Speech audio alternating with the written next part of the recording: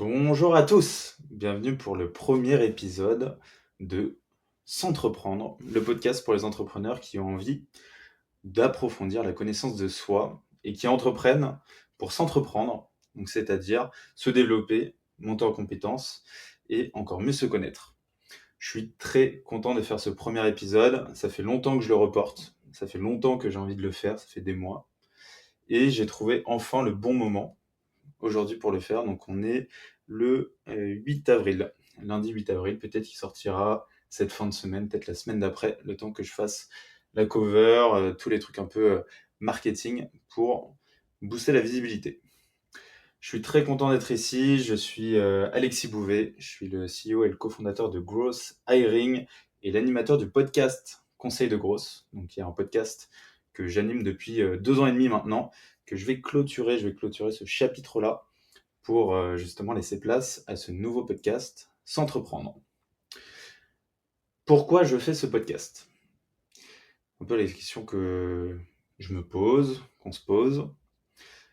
Je fais ce podcast parce que je suis convaincu qu'il y a plein d'entrepreneurs qui ne sont pas du tout attirés par la fame, par l'argent, par le succès, et qui ont quelque chose qui les motive beaucoup plus profond, quelque chose qui les dépasse, quelque chose qu'ils veulent trouver, découvrir, une quête personnelle.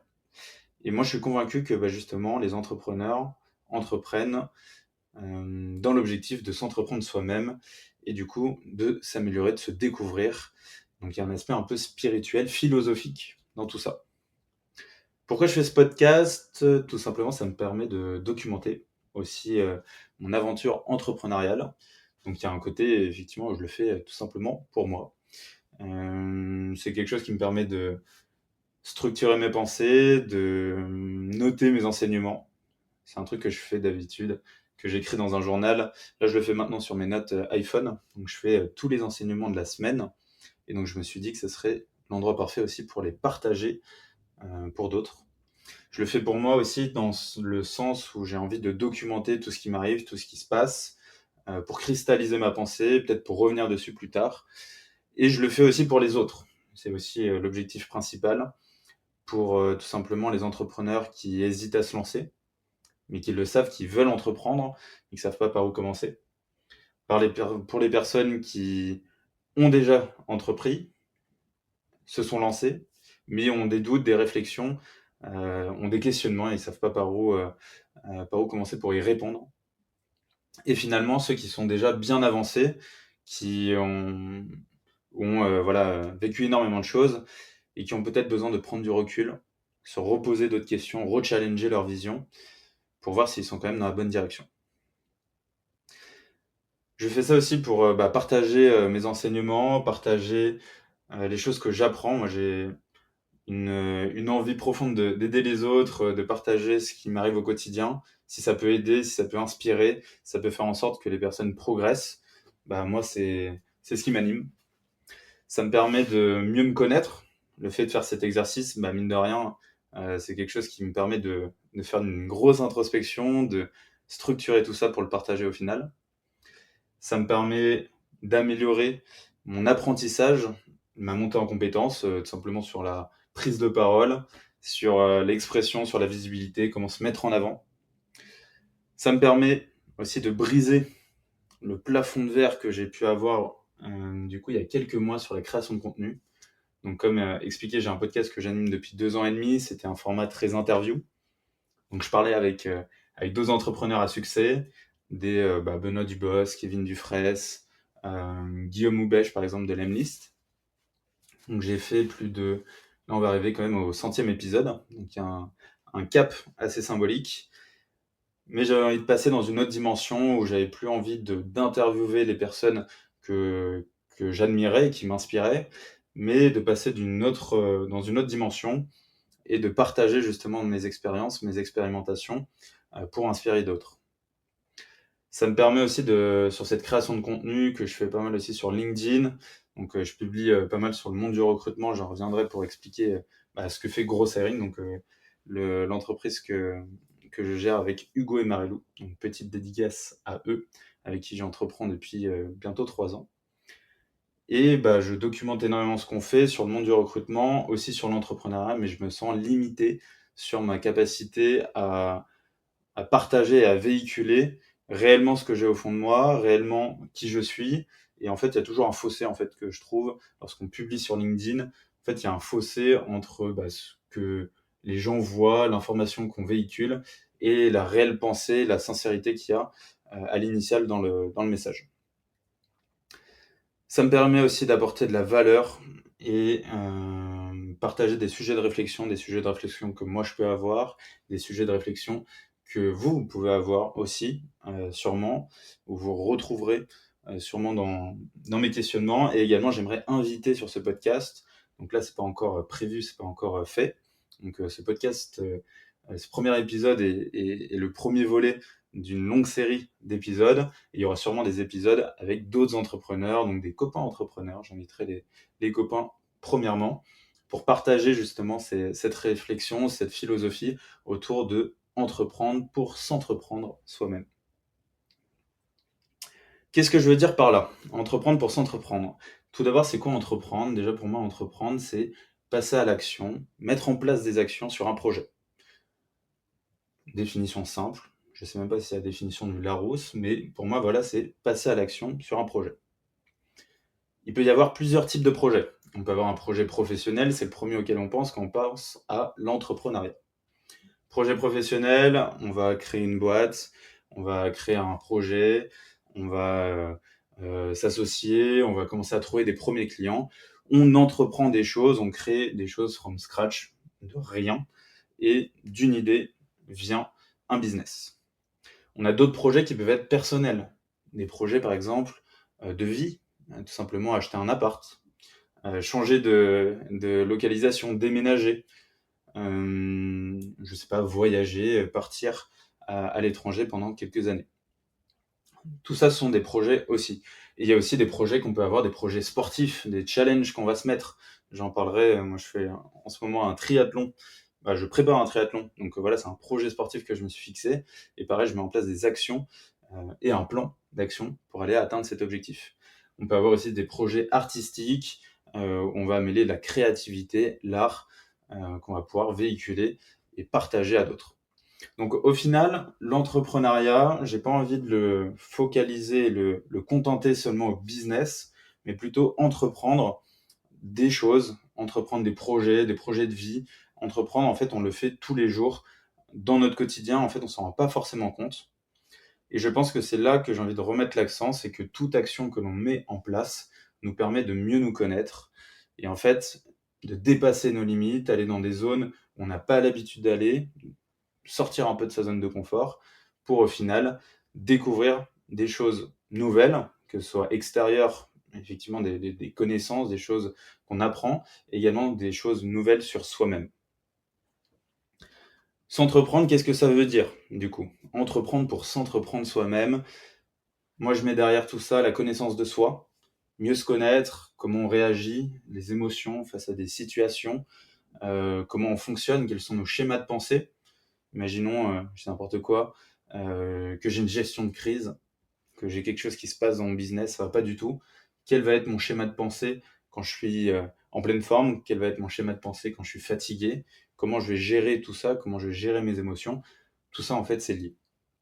La montée en compétences, s'entreprendre soi-même, c'est améliorer ses compétences sur le business, sur la partie commerciale, marketing, mais ses compétences aussi relationnelles, sociales, son intelligence émotionnelle. Je pense qu'il y a aussi dans s'entreprendre devenir meilleur. Devenir meilleur parce qu'il y a une notion de se dépasser. Attention à ne pas rentrer dans l'hyper-performance, se dépasser soi-même. En fait, c'est aller dans des zones où on n'a pas l'habitude d'aller. Et pareil, c'est, selon moi, lorsqu'on sort de sa zone de confort, lorsqu'on va dans des situations où on n'a pas du tout l'habitude d'aller, on va se dépasser, on va faire un effort qui est surnaturel ou en tout cas plus important que ce qu'on a l'habitude de faire. Et c'est là où on va vraiment réaliser à quel point on va pareil, changer d'état d'esprit, changer de mentalité et voir qu'on est capable de faire des choses qu'on n'aurait jamais imaginées. Et finalement, il y a un aspect assez spirituel dans s'entreprendre soi-même. C'est grandir, s'épanouir. Il y a une quête qu'on entend beaucoup, la quête du bonheur. Moi, je pense que c'est pas quelque chose qu'il faut chercher, parce que si on cherche quelque chose, on a de l'attente envers quelque chose, et du coup, on fait un pacte avec soi-même que l'on va être malheureux. C'est Spinoza qui dit ça, si je dis pas de bêtises. Et du coup, effectivement, c'est pas une quête de bonheur, mais plutôt s'épanouir dans son quotidien, avoir une vie harmonieuse, une vie qui est équilibrée. En fait, quelque chose où on se sent bien, on se sent heureux au final, ce n'est qu'une conséquence d'un équilibre, un équilibre de vie. Le format de ce podcast, pour l'instant, c'est un premier épisode que je sors. Je pense qu'il va être hebdomadaire. Je vais essayer de le sortir tous les dimanches. J'ai pas envie encore de m'engager, mais en fait, j'ai quand même envie de le faire parce que ça me tient vraiment à cœur. C'est quelque chose que j'ai envie de faire depuis très longtemps, que j'ai envie de faire longtemps aussi. Donc, partons là-dessus. Je vais m'engager sur une fois par semaine. Je pense que ça va être les dimanches ou les lundis si je n'ai pas le temps de le faire les dimanches. Et pourquoi le dimanche? Parce que ça me permet aussi d'avoir le temps en fait de faire de l'introspection sur ma semaine, de processer tout ce qui s'est passé et du coup de vous partager un peu tous ces enseignements et surtout de préparer ces épisodes parce que mine de rien, ça demande du temps, mais c'est du bon temps. J'aimerais aussi, du coup, comme je l'ai évoqué, inviter d'autres entrepreneurs. Donc, je ferai des hors-séries, on va peut-être appeler ça comme ça. Donc, j'aimerais faire ça une fois par mois, enregistré en audio. Donc là, pour l'instant, ce sera que de l'audio. Je me dis que si j'ai testé de faire de la vidéo, j'ai testé de faire cet épisode dans un studio, c'était catastrophique. Tout simplement parce que déjà, j'ai mis 1 heure à installer tout le matos. Donc, ça m'a pas mis dans les bonnes conditions. Et une fois que tout était prêt, globalement, j'étais plus dedans. J'étais focalisé sur mon image, etc. Alors que là, je suis vraiment à cœur ouvert, juste avec ma voix. Je suis dans ma chambre, tranquillement, avec mon micro, qui est même fixé à ma table de chevet, pour tout vous dire. Et aucune pression là-dessus. Donc c'est vraiment ma parole, et seulement ma parole. Et je ferai sûrement du coup des formats peut-être vidéo par la suite, où je serais peut-être un peu plus à l'aise. Mais c'est même pas une question d'être à l'aise, c'est juste que si je dois à chaque fois filmer chaque semaine, en fait, ça me prend un temps de dingue. Et il faut que j'aille en studio, etc. C'est un peu une galère. Et le format vidéo, je le ferai sûrement avec des potes. Donc lorsqu'on sera 2-3 personnes, je trouve ça assez cool, du coup, d'avoir la vidéo. Bon, on a fait un peu le tour de pourquoi je fais ça et pourquoi ce podcast, Entreprendre pour s'entreprendre. Je pense que quelque chose qui peut être aussi intéressant pour vous, c'est que je puisse vous expliquer ce que j'ai pu faire, me présenter, pour avoir pourquoi je fais tout ça aussi. Moi, ça fait 5 ans que j'entreprends. J'ai entrepris à l'âge de 19-20 ans. Donc, j'ai fait une école de commerce. J'ai fait Neoma Business School pour ceux qui connaissent, en post-bac. Donc, je l'ai fait juste après le lycée. Je suis parti à Reims, donc 2 ans à Reims. J'ai surkiffé. Donc, j'ai fait le bureau des arts et je me suis révélé une passion pour la vidéo et surtout le court-métrage. Donc, je faisais pas mal de vidéos pour l'école. Et après, je suis parti 2 ans à Madrid. Donc j'étais en échange, je suis parti à l'ICAD. Donc c'est une très belle école. Et en fait, on avait cours que le matin. Et lorsque j'étais là-bas, bref, déjà culture de fou, Espagne, soleil, tapas, tous les trucs comme ça, c'était incroyable. Mais j'avais du temps l'après-midi parce que l'après-midi, globalement, on n'avait pas cours.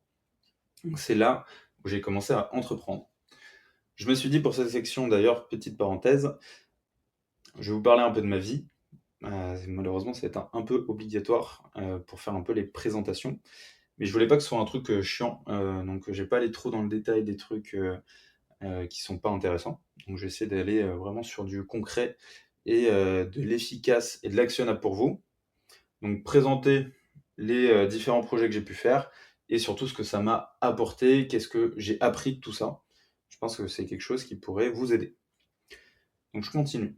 Dans mon histoire, alors avant de continuer, je vais prendre une petite gorgée d'eau. C'est vrai que ça demande beaucoup de salive. C'est bon, petite gorgée. Je me suis dit aussi que j'allais pas faire de coupure. Donc vous allez aussi avoir toutes les gorgées d'eau. Donc, je suis parti en Espagne. C'était ma 3e année d'école de commerce. J'avais à peu près 19 ans. École de commerce, déjà, j'ai pas appris grand-chose, à part le social, donc parler avec des gens, et aussi que globalement, on apprenait beaucoup de théories qui s'appliquaient pas du tout dans la réalité. Donc ça, je l'ai bien appris. Ce que j'ai pu faire aussi, du coup, à côté de ça, c'est créer ma première boîte. Donc je me suis dit, on a du temps l'après-midi, on va créer un business avec un pote, une agence marketing. Moi, j'aimais bien toute la partie vidéo, parce que j'étais au bureau des arts, du coup, et que j'aimais bien faire des courts-métrages. Et j'avais un pote qui était très bon sur la création de sites internet. Pour la petite histoire, il avait pas mal de dettes dans des bars, il aimait bien sortir avec des potes. Et pour rembourser ses dettes dans les bars, il faisait des sites internet parce que la note était trop salée, donc il remboursait un site internet. Ça, c'était la petite anecdote. Et lui, il arrêtait pas de faire ça. Il faisait beaucoup de sites. Moi, j'étais bon sur la partie vidéo. J'aimais bien le commerce aussi, toute la partie créer du business, etc., échanger avec des gens. Et du coup, on s'est dit, let's go, on va créer une agence marketing pendant notre temps libre. Cette agence, ça s'est appelé Cvisu, elle a duré 3 ans et demi, on a atteint 7 collaborateurs, aucun CDI, que des alternants ou stagiaires, et on a dû faire 200 000 euros de chiffre d'affaires, pour le dire très succinctement. Ce que cette expérience m'a appris. Globalement, en gros, j'ai monté ça quand j'étais en études, je me suis rendu compte que déjà lancer une boîte quand on est en études, c'est quand même une aubaine de ouf. Pourquoi? Parce que t'as pas d'enfants, t'as pas de loyer à payer. En tout cas, tu le payes avec ton prêt étudiant. J'avais fait un prêt d'ailleurs de 30 000 euros pour mes écoles, pour mon école. J'y reviendrai dessus, mais je pense que ça a été un bon investissement dans ce cas-là. Mais au jour d'aujourd'hui, si je dois réinvestir 30 000 euros, ce serait clairement pas là-dedans. Je suis convaincu que vaut mieux les investir pour créer une boîte et apprendre comme ça. Même si tu n'as pas les diplômes, au moins tu monteras en compétences et tu feras de belles choses si l'entrepreneuriat est fait pour toi. Bref, j'ai monté cette boîte-là, je me suis rendu compte que le faire en étudiant, c'est quand même incroyable. On n'a pas pas de problématique, voilà, on a du temps libre. Ensuite, je me suis rendu compte aussi que le faire en tant qu'étudiant, on est seul. On n'a pas d'incubateur. Moi, j'avais personne pour m'aider, j'avais personne pour échanger. Mes potes aussi comprenaient pas trop ce que je faisais. J'avais un peu un moment de solitude, même si j'entreprenais avec un pote.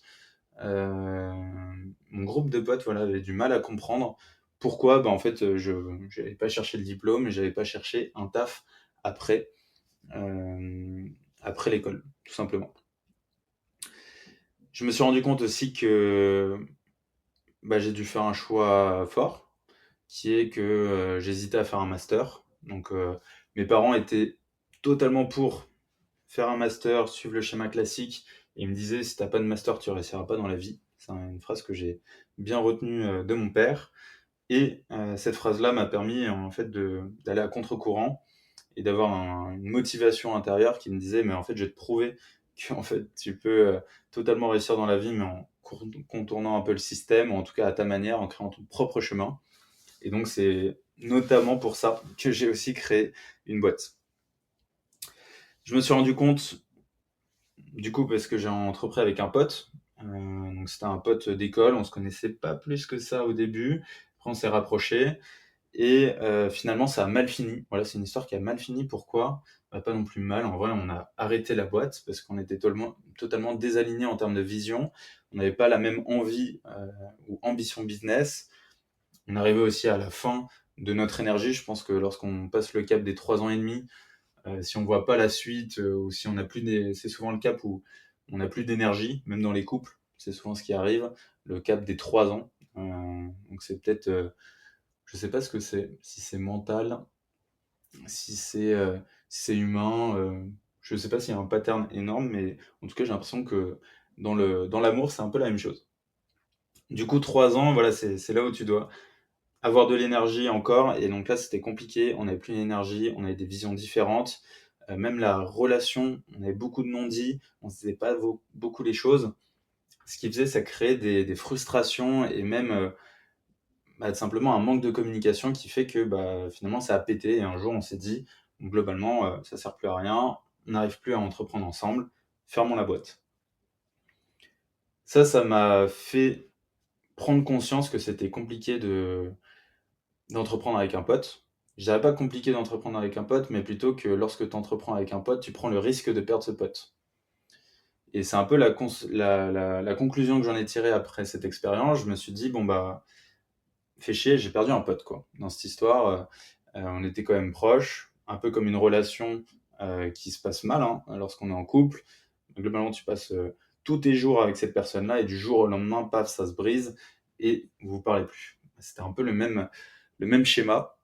Et, euh, et du coup, bah voilà, ça faisait mal, tout simplement, ça faisait mal. Mais au final, on passe à autre chose et on va monter d'autres projets. Je me suis rendu compte aussi que j'étais sur un projet où j'investissais énormément de temps. Donc là, j'étais en mode try hard, work hard. Euh, je faisais que travailler tous les jours. Donc je faisais des nuits blanches, je travaillais le week-end. J'étais passionné par ce que je faisais, mais limite, ça en devenait maladif. C'est-à-dire que je rêvais de succès. Selon moi, le succès pouvait s'obtenir que en travaillant. Je faisais que travailler plus. Je connaissais pas le concept de productivité, efficacité, même si je l'étais, je pense. Mais de me dire qu'il faut quand même du temps de repos, se recharger, échanger, prendre du temps avec ses potes, avec sa famille, sortir du cadre pour se ressourcer. Et en fait, j'étais dans un cercle vicieux qui m'a fait quand même connaître beaucoup de choses positives. Donc j'étais quand même très rigoureux, j'avais ma routine, je faisais mon sport le matin. Voilà, on avait quand même un cadre qui était très militaire, je trouve. En tout cas, j'avais réussi à m'imposer une belle discipline qui sont devenues des habitudes. D'ailleurs, sur le sujet, en parlant d'habitudes, je recommande le livre de comment il s'appelle? Je sais plus comment il s'appelle, mais en tout cas, le livre Atomic Habits, moi qui a littéralement changé ma vie et qui explique comment créer des nouvelles habitudes. Et clairement, je suis convaincu que chaque personne n'est que la somme de ses habitudes et que le fait de travailler sur des bonnes habitudes et d'effacer les mauvaises habitudes permet de devenir une meilleure personne. Donc voilà, moi c'était vraiment ma philosophie de l'époque et qui l'est toujours, mais à un rythme modéré pour ne pas non plus être dans l'hyper-performance et suivre les mauvais objectifs. Donc voilà, je me suis rendu compte que je travaillais énormément, que je rêvais de lever de fonds, que je rêvais d'investisseurs, d'avoir des locaux énormes. Bref, que j'avais pas du tout j'avais la vision, on va dire, start-up qu'on m'avait inculquée. Et en fait, je connaissais pas du tout d'autres modèles d'entrepreneuriat. Et je pense que je suivais une direction qui n'était pas la mienne. En tout cas, je jouais à un jeu qui n'était pas le mien. Deuxième petite gorgée d'eau.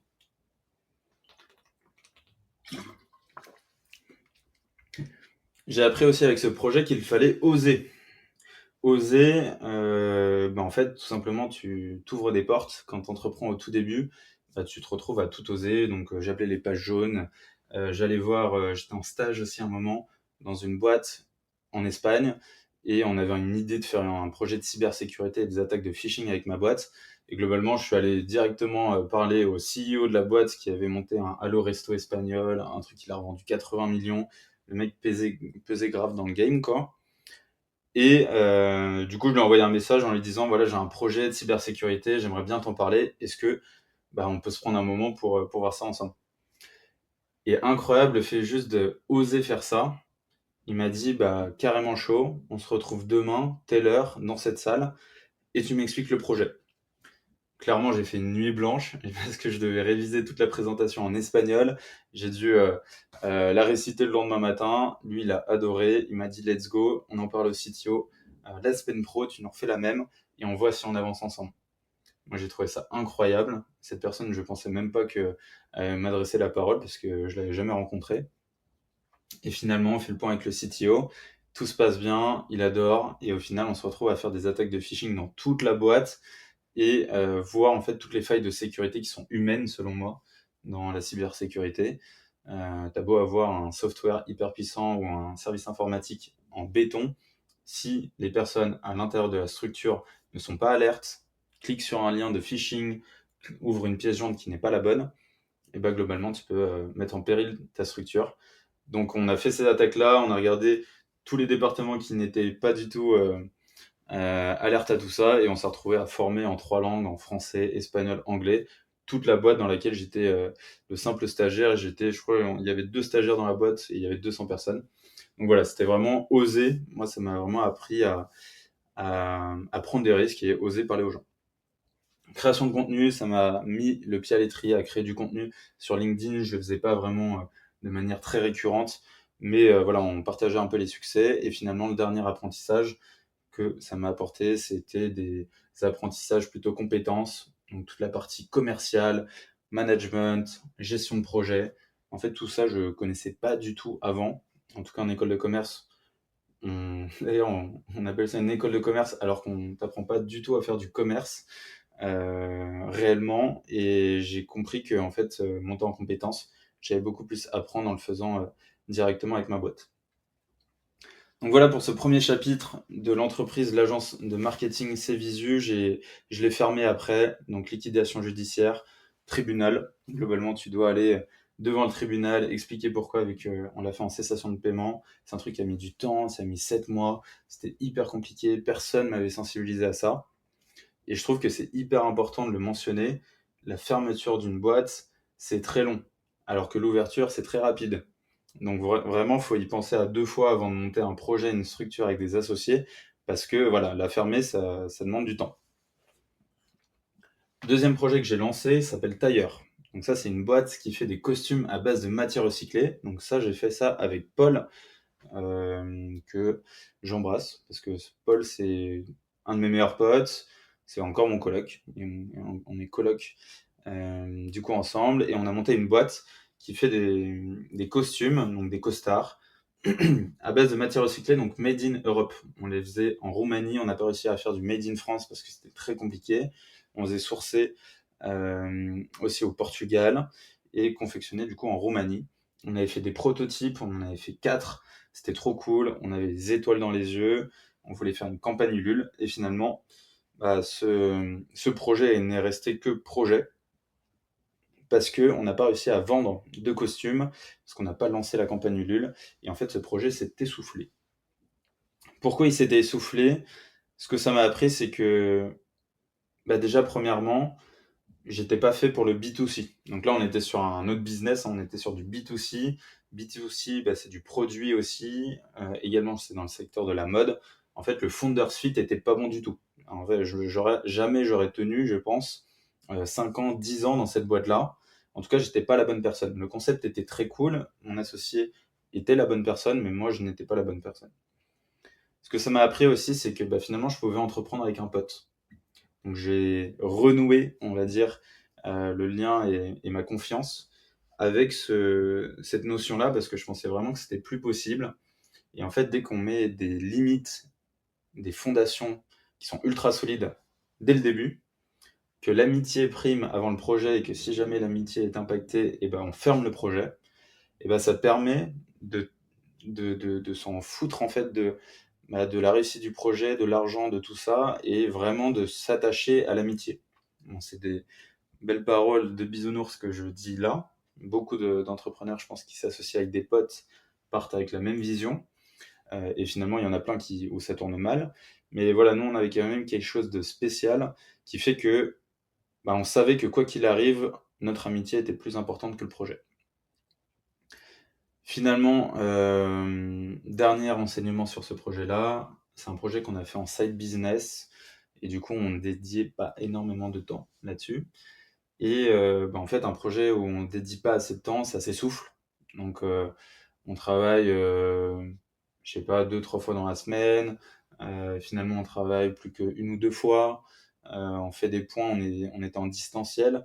Et en fait, la vélocité du projet s'essouffle, plus en fait la motivation des associés, des fondateurs s'essouffle aussi, et ce qui tout simplement fait mourir le projet.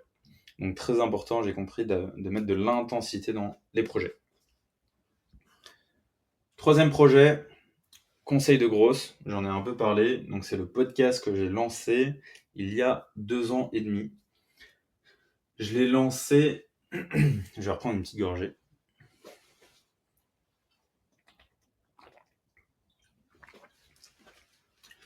Je commence à limite être essoufflé. Il va falloir que je travaille un peu plus ma respiration. M'en voulez pas, c'est une première. Donc il se peut que ma voix là comme ça faiblisse,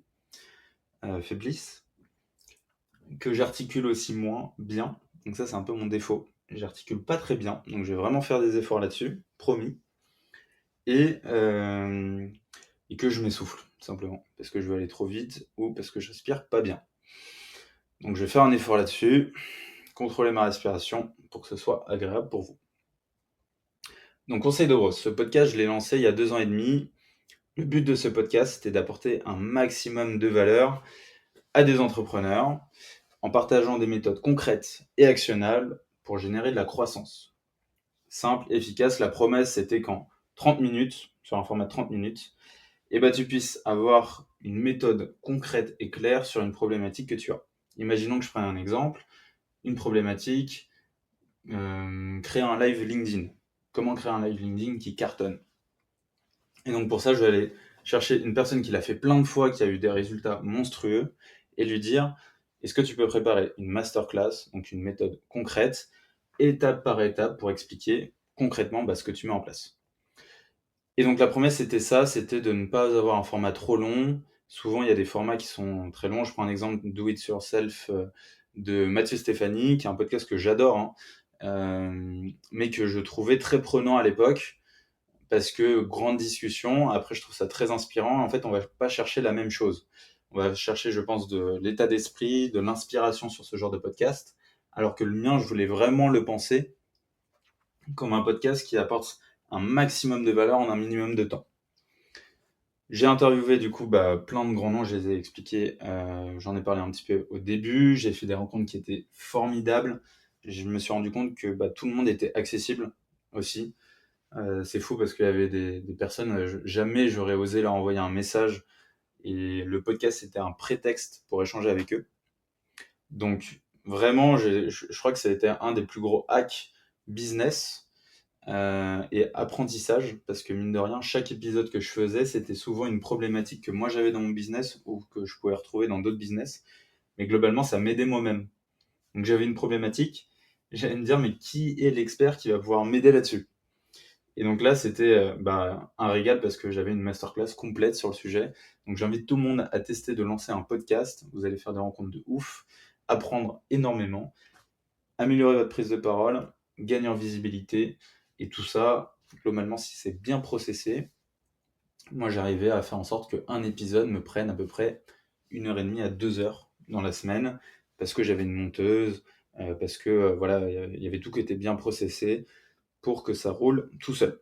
Donc franchement, rentabilité temps, connaissance, partage et apprentissage et relation, c'était incroyable.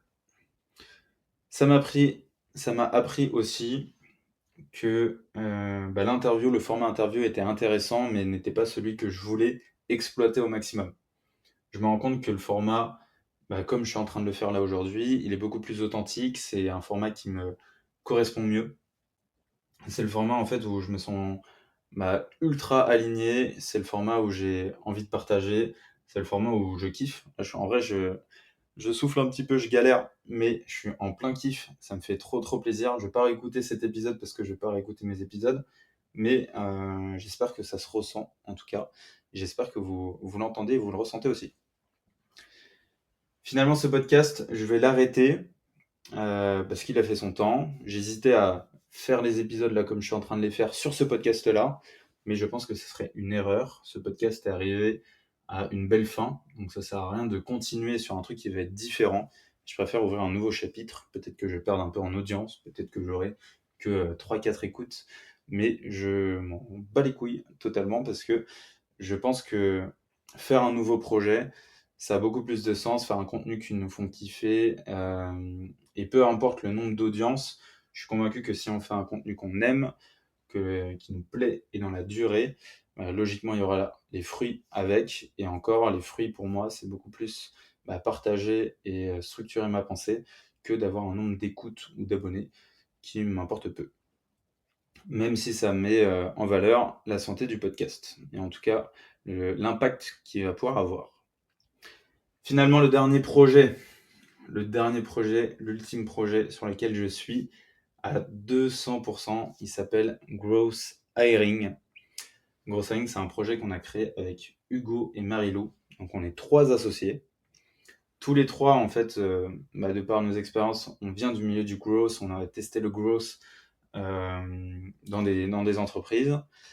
Et en fait, ce projet, on s'est rendu compte, donc notamment Marilou, qui a travaillé chez Miro, elle a travaillé chez Canal+, elle s'est lancée en freelance, elle est aussi chez Miro, et elle a rencontré Hugo, du coup, mon autre associé que moi-même j'ai rencontré au lycée. Donc, essayer de faire le schéma. Hugo et Marilou se connaissent de chez Miro, la boîte de photographie là, qui est devenue une licorne et qui a explosé en plein vol. Et Hugo et moi, on se connaît depuis le lycée, donc Marilou et moi, on ne se connaissait pas du tout. Bref, Marilou, elle s'est lancée en freelance, elle a créé Bravo PME, elle aidait les PME à implémenter le growth dans leur entreprise. Et un jour, un de ses clients lui a dit, bon, bah, c'est génial ce que tu fais, ça marche super bien, il y a des résultats. Par contre, mes recruteurs, ils ont du mal à recruter en ce moment. Est-ce que tu peux les former à tes techniques de growth pour qu'ils puissent les implémenter dans leur quotidien et attirer plus de talents? Donc elle s'est retrouvée avec cette problématique, elle s'est dit ok, bon bah je vais faire des ateliers. Alors, on a fait 3, 4, 5, ça a super bien marché, et elle sentait qu'elle apportait quelque chose de nouveau, que personne n'avait adressé, vraiment le growth appliqué au monde du recrutement. Elle en a parlé à Hugo, ils ont fait des points, des workshops entre eux, ils ont commencé à créer des briques de formation pour former les recruteurs. Donc ils se faisaient des points réguliers. Donc ils ont fait ça pendant quelques mois. C'était un side project. Donc pareil, la vélocité du projet s'essoufflait un peu. Et je suis arrivé à un momentum où justement ça avait l'air de s'essouffler un peu. Et moi j'étais au moment de transition où j'avais fini tous mes projets. J'avais même commencé un CDI. Et j'étais à me dire, bon bah, hop, l'entrepreneuriat, tu mets ça de côté. Prends-toi un CDI, tu vas faire ça pendant X temps, tu vas acheter un appartement et tu remonteras un projet. Et en fait, ça arrivait plutôt que prévu parce que bah, j'adore entreprendre, c'est mon grand kiff, et même moi, ça me faisait mal au cœur de faire un CDI alors que j'avais jamais fait de CDI. Je respecte totalement ceux qui font du CDI. Également, je précise, chacun a ses envies, son niveau de risque, son niveau de confort à avoir, etc. Je trouve que le modèle CDI est très très bien et correspond à beaucoup de types de personnes, mais il ne me correspond pas du tout. Donc, Hugo m'en parle, il me dit voilà, j'ai ce projet-là que je monte avec Marilou, qu'est-ce que t'en penses? Moi je lui dis c'est incroyable, c'est une trop bonne idée de mettre le gros appliqué au monde du recrutement, il y a très peu de gens qui l'ont adressé. Je suis chaud, on en parle, on se fait un resto, tous les 3, et j'ai envie de rencontrer Marilou. On se fait un ramen, donc on se retrouve autour d'un ramen avec Marilou et Hugo, ils m'expliquent le projet. Moi je tombe amoureux du truc. Avec Marilou, je pense qu'il y a un bon fit humain qui est arrivé direct, et finalement on se retrouve à s'associer tous les 3 en se disant que c'est un projet qui est trop cool, et pour lancer ce projet-là, on va faire quoi? On va lancer une communauté.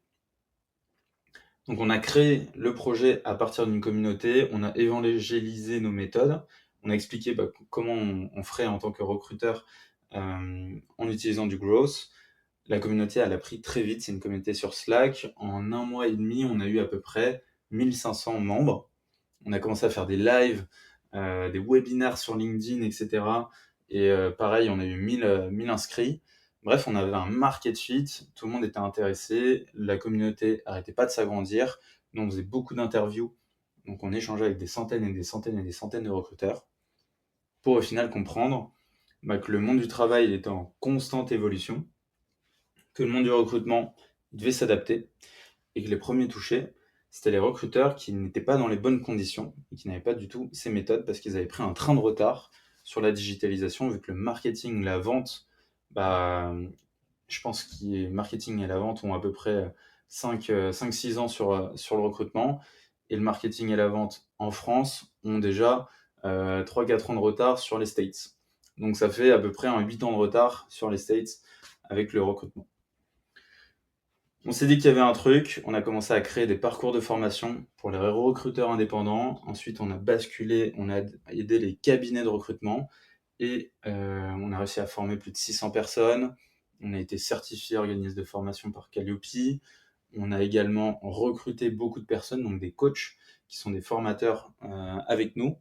Donc on est une équipe de 25 personnes aujourd'hui, dont que des freelances. En gros, on a un alternant, on est 3 associés, et après tout le reste sont des freelances, donc on a 21 freelances. Donc on a opté pour le modèle collectif de freelance. Trop cool comme modèle, je pourrais en parler dans un autre podcast, mais ce n'est pas le sujet d'aujourd'hui. Et on a réussi à atteindre des paliers qui sont incroyables. Aujourd'hui, la communauté a fait plus de 4000 personnes. On a formé plus de 600 personnes. On a formé plus de 60 boîtes. Là, on est en train d'ouvrir un nouveau modèle du coup de inter-entreprise. Donc, on va pas former les entreprises toutes seules, mais plutôt avec d'autres entreprises en format promo. Et après, on a d'autres projets aussi qui sont dans les stocks que je partagerai aussi au fur et à mesure. Qu'est-ce que je peux te dire d'autre? Le CA, ça intéresse toujours, même si c'est pas ce qui nous guide et ce qui nous draine. Le CA, on arrive à là, on va, je pense, faire 1 000 000, 1 000 000. En gros, on vise 1 million à 2 millions cette année. Pourquoi j'hésite entre les chiffres? C'est parce qu'il faut qu'on rectifie 2-3 trucs, vu qu'on change de business model en permanence. Mais globalement, on a réussi à atteindre aussi la barre des 170 000 euros par mois. Donc on n'est pas sur un modèle MRR, mais on a réussi à atteindre ce palier-là. Donc aventure de malade, moi ce que ça m'a appris, tout ça. Donc ça, je vais le documenter.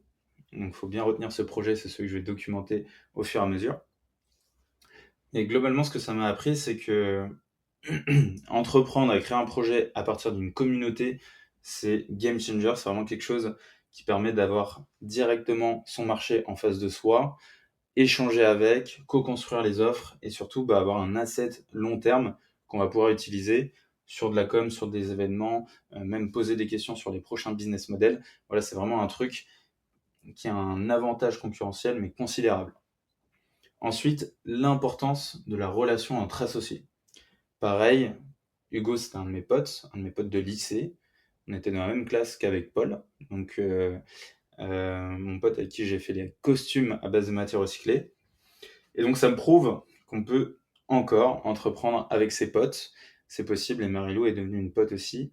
Donc, c'est possible. Par contre, la relation est très importante à préserver. Je pense que toutes les boîtes qui échouent ou qui réussissent sont dues à la relation associée. En tout cas, il y a énormément de boîtes qui fail à cause des relations associées qui sont mal passées, des personnes qui ont fait n'importe quoi, qui se sont tirées dans le dos. Voilà, des potes d'enfance, pareil, où ils ont entrepris pendant 20 ans et après se détestent, se déchirent. Donc je vois l'importance, on a tous les trois conscience de l'importance de la relation entre associés. Donc c'est quelque chose qu'on préserve au quotidien et qui est ultra, ultra important. On a créé aussi un business au service de notre vie personnelle. Et ça, c'est un concept que j'avais pas du tout avant. Où avant, justement, j'entreprenais pour la fame, pour l'argent, pour avoir des levées de fonds, etc. à gogo, avoir des locaux immenses. Et en fait, là, on a fait tout l'inverse. Donc, c'est-à-dire qu'on n'a pas de... On a des locaux, on a un incubateur, mais en fait, on voyage énormément. On n'est pas en full remote, mais on se permet d'avoir des voyages. On fait à peu près, on a un rythme qu'on a tenu quand même pendant, je pense, 6 mois. Et là qu'on revoit un petit peu, on revoit le modèle. On fait un mois à Paris. On se retrouve à entreprendre ensemble. Un mois à l'étranger, si on part ensemble. Et un mois où chacun part un peu éclaté dans le monde pour se faire des convictions sur le monde et voyager. Et donc ça, j'ai trouvé ça incroyable de pouvoir créer un business au service de notre vie personnelle qui nous permet aussi d'accomplir nos projets, de pouvoir créer du contenu, créer un média, un podcast, là par exemple, qui m'est propre, qui n'est pas forcément rattaché directement à Grossaille, même si j'en parle, mais c'est un média qui m'est propre. On a chacun nos médias, on a chacun la possibilité de créer nos projets, et ça, je trouve ça très fort. Ça m'a permis aussi d'aider les autres. En vrai, c'est tout bête, mais créer un business où je peux directement aider les autres et voir que ça a de l'impact, notamment sur du coaching ou de la formation ou dans du management, ça, je trouve ça trop bien. Je trouve que ça m'enrichit et moi, ça m'anime, ça me donne de l'énergie tous les jours. Donc, j'ai vraiment trouvé le, le, le business fit, entre guillemets, founders fit, je sais pas trop comment on appelle ça. Mais voilà, c'est quelque chose où je peux me projeter à 5 ans, 10 ans, où j'ai envie d'investir de l'énergie. Et je sais que je pourrais tout donner là-dessus parce que finalement, ça m'apporte beaucoup d'avantages aussi à titre perso, mais surtout, ça alimente ma mission de vie qui est d'aider les gens à atteindre leurs objectifs en créant les bons systèmes et pour qu'ils aient une vie harmonieuse. Donc, il faut toujours mettre au centre ce côté épanouissement personnel qui m'est très, très cher et qui est très important et ne pas tomber dans l'hyper-performance.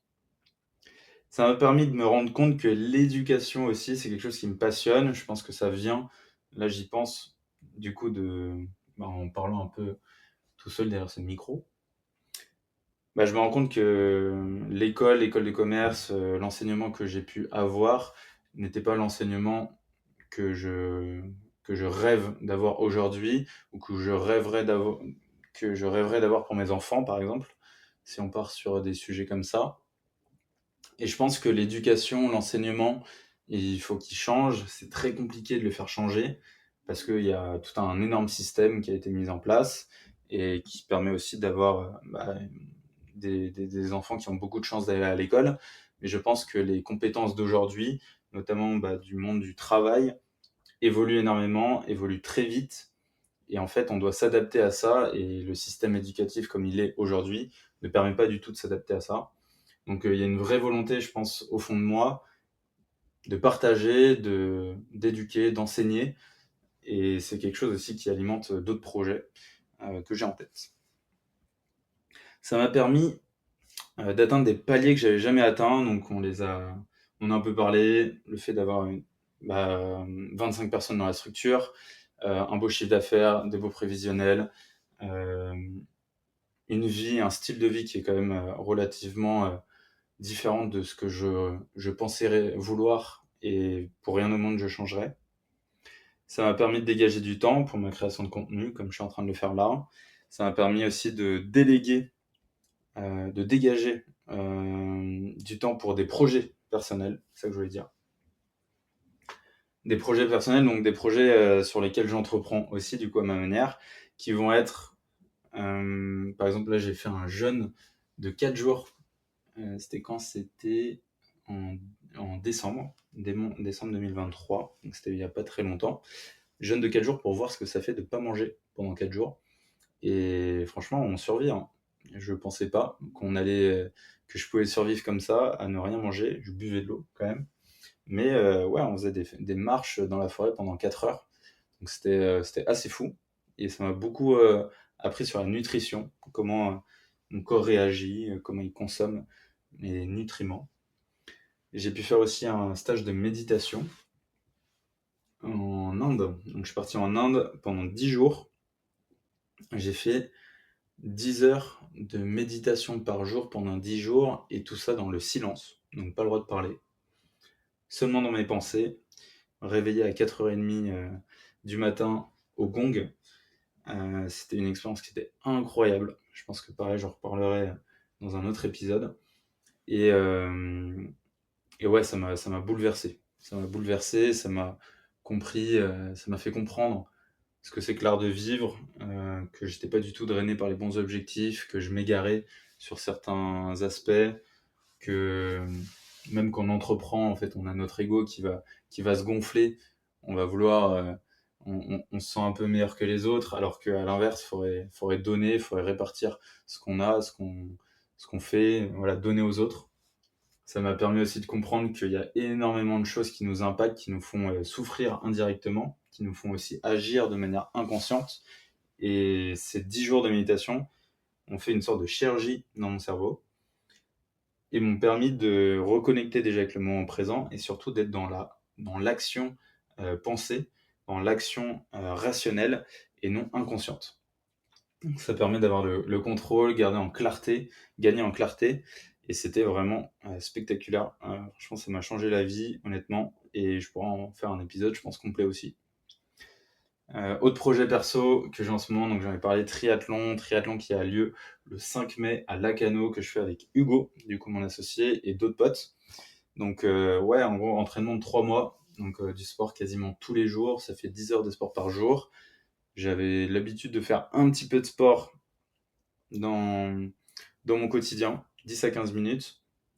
Mais là, vraiment de le faire tous les jours, surtout 3 disciplines, donc natation, vélo et course, et bah, franchement, c'est physique, ça demande du temps, je m'en rendais pas compte. On s'est inscrit, hop, tu t'inscris rapidement, ça coûte 80 balles. Et en fait, tu te rends pas compte de tout ce qu'il y a derrière, tout le matos que tu dois acheter, tout le temps que tu dois dégager. Mais franchement, c'est un challenge qui est incroyable. Là, maintenant, j'ai l'impression que je vois plus du tout ma vie sans sport, en tout cas aussi intense. Et même là, je viens de reprendre parce que euh, j'étais au Maroc, en gros, ces 10 derniers jours, et je vais en parler, c'est mon dernier projet. Et du coup, bah, je me suis pas bien entraîné, pas assez. Et là, j'ai repris et je suis allé à la piscine aujourd'hui et j'ai fait 2,3 km de nage. Donc, bonne reprise. J'ai faibli mentalement à 1,7 km. C'était dur. Je faisais que regarder ma montre et j'espérais que les mètres passent beaucoup plus vite. Et au final, bah, ça s'est plutôt bien goupillé. Je suis très content de la reprise. Donc voilà, triathlon, pareil, beaucoup d'enseignements là-dessus. Je vais documenter tout ça parce que je fais beaucoup de parallèles entre le triathlon, le sport, la rigueur et le business. Et je trouve qu'il y a beaucoup de choses à en tirer. Le dernier projet, donc c'est un projet business mais aussi plutôt perso, je mets dans la catégorie perso, c'est Nomade. Donc c'est un co-living qu'on a créé avec Marion Carnero de My Name is Bonds, je ne sais pas si vous la connaissez, et Kylian Palermo de Prism. Donc tous les trois, on kiffe les expériences, voyager, partager avec d'autres, aussi ce côté s'entreprendre soi-même, échanger avec l'autre pour se connaître encore mieux. Donc, du coup, on a créé des co-living, donc là on a fait la 3e édition, donc c'est 10 jours avec 7 entrepreneurs, donc on est 7. Et là c'était à Tarazout, donc au Maroc, sur la côte ouest. On faisait beaucoup de surf, on aime bien le surf. Et il faisait beau, il faisait du soleil, surtout qu'il faisait un peu gris à Paris, donc c'était cool. Et on a fait beaucoup de masterclass, on a fait des activités, on a fait des restos, on est allé dans les dunes, on a fait du surf dans les dunes. Qu'est-ce qu'on a fait d'autre? On a échangé, on a partagé nos visions de la vie, du business. Franchement, c'était une expérience de malade. Et surtout, en fait, on ressort de ces co-living totalement bouleversé. Bouleversé sur le business, parce que chacun challenge les business des uns et des autres, et bouleversé à titre perso, parce que mine de rien, ça crée beaucoup d'émotions, on s'attache aux personnes, on rencontre des personnes qui sont incroyables, qui sont géniales, et finalement, c'est des relations qu'on va garder longtemps. Donc ouais, ce projet, il est assez fort, il est assez fou. Il permet de rencontrer des entrepreneurs un peu hors normes, un peu décalés, qui sont pas dans les codes et qui ont ces mêmes valeurs de partage, de voyage, de kiff et de bienveillance. Donc franchement, c'est trop trop cool. Voilà les amis, je pense que j'arrive à la fin de ce premier épisode qui a été très centré sur moi, je me rends compte, mais je pense que c'était un peu obligatoire pour parler de mon histoire, de mon aventure. Je pense qu'on pourra même venir, je ferai peut-être le prochain épisode sur pourquoi j'entreprends. Donc ça, c'est une question que beaucoup de gens doivent se poser. Quelles sont les raisons pour lesquelles on entreprend, on s'entreprend soi-même?